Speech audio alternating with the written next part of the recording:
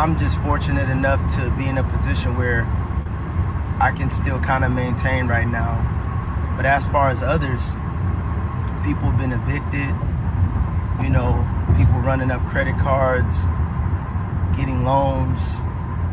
Mind you, the last government shutdown was 43 days and people are still recovering from that shutdown. And now we're still facing another one, day 30.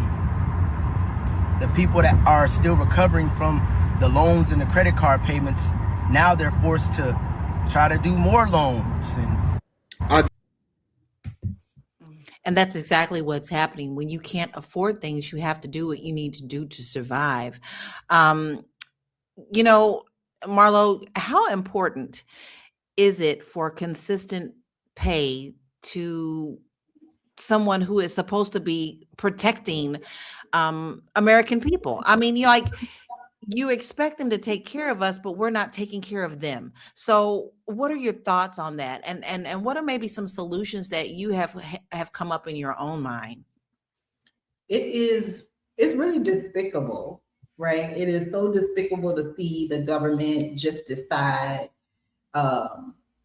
for one particular bill, right? A bill that if you read this voting, whatever this voting bill is, if you read it, it reads so crazy.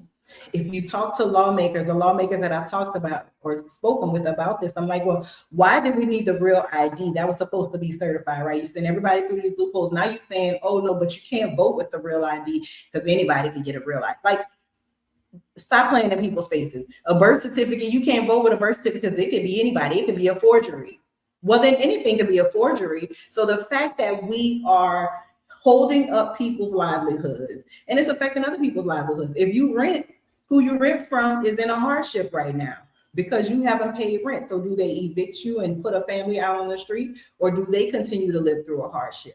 You're not buying groceries, whatever little creature comforts you had going on, nails, eyelashes, haircuts, going out to eat, that's dead, right? So this is having a ripple effect on the American economy in a way that our lawmakers are insulated from.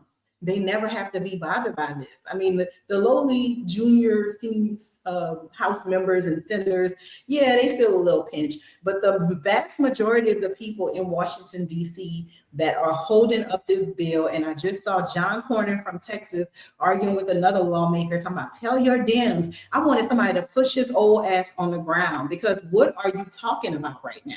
Like, this is real people's real lived experience that y'all are really holding up for bigotry and racist purposes.